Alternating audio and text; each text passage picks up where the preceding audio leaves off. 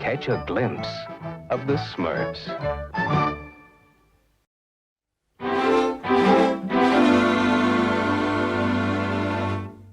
Our first clip from the Smurfs episode, All That Glitters Isn't Smurf. Gargamel illustrates a disadvantage of capitalism where firms can gain monopoly power and exploit customers.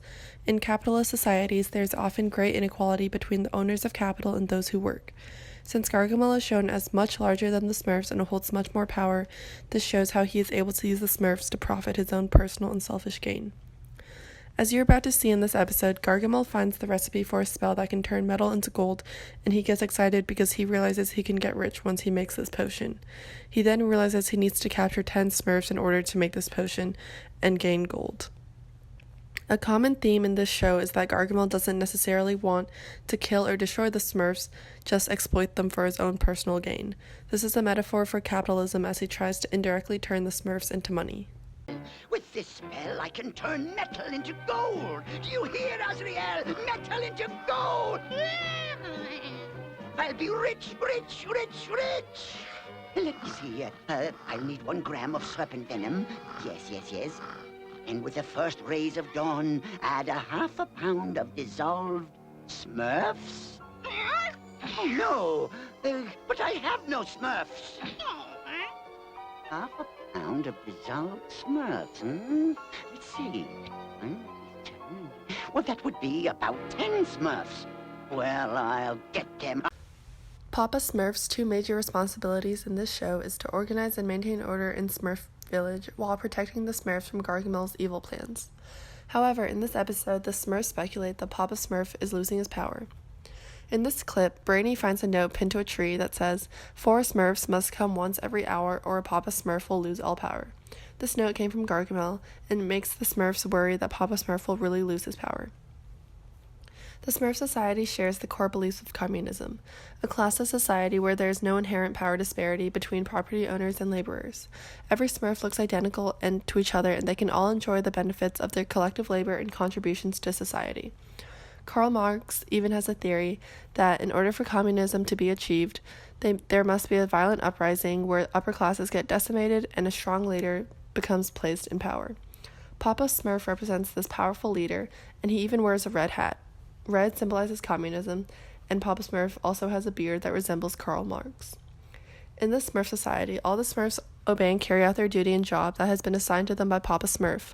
This leadership role given to Papa Smurf aligns with Marx's theory and aligns with the rest of communism characteristics that are the state controls the distribution of goods and services and the people work together for the common good. For Smurf eyes only. Well, I'm a Smurf. Hey, look what I found. Listen to this. Under the red oak, this note says, I send bad news with no regrets. 4 Smurfs must come once every hour, or Papa Smurf will lose all power. Oh, see? That proves it. Papa Smurf is losing his power. Reckon you saw my pumpkin patch explode? And we were attacked by flying vegetables. We have to do something. Yeah, what are we gonna do? Quiet! I hate quiet. There's only one thing to do. We've got to go to the Red Oak. It's the least we can do. An example of how the Smurfs literally represent a communist society is how they actually live in a commune.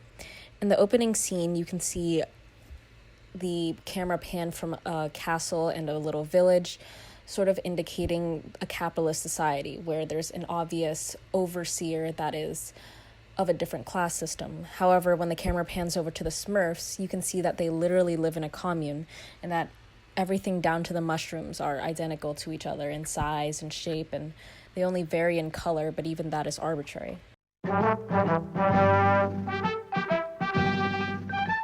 Long, long ago, deep in the forest, there was a hidden village where tiny creatures lived.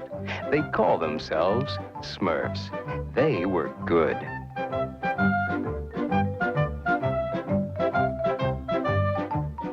Then there was Gargamel, the evil wizard. He was bad. Oh, I hate Smurfs.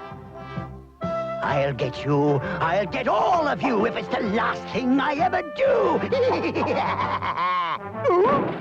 Oh, I'll get you. I'll find your village someday. You'll be sorry. Well, the forest is still there, and if you listen, you may hear Gargamel's rage.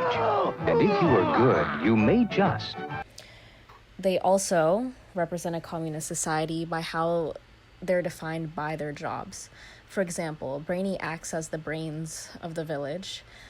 Baker bakes the food, and all the Smurfs collectively collect berries in the forest and distribute them evenly among the Smurfs.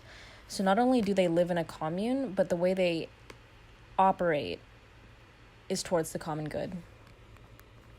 We're out of here. 1 down and 9 to go. Papa Smurf, help! And since Farmer's pumpkins exploded, I really think my scary dream is coming true. Maybe Papa Smurf is losing his touch, you know, getting old. Old? But he just had his 542nd birthday. 542? That's not old. I hate 542. These are going to make a delicious cake.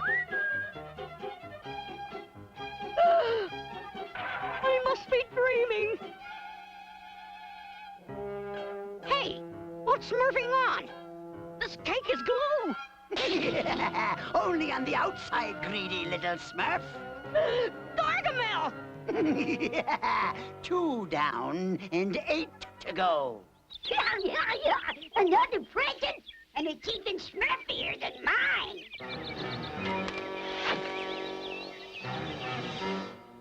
Experiment number 23, and still searching for the proper ingredients.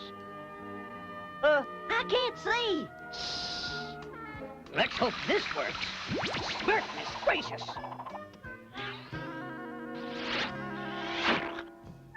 I'll have to tell the Smurfs I'm going. Unfortunately, I have had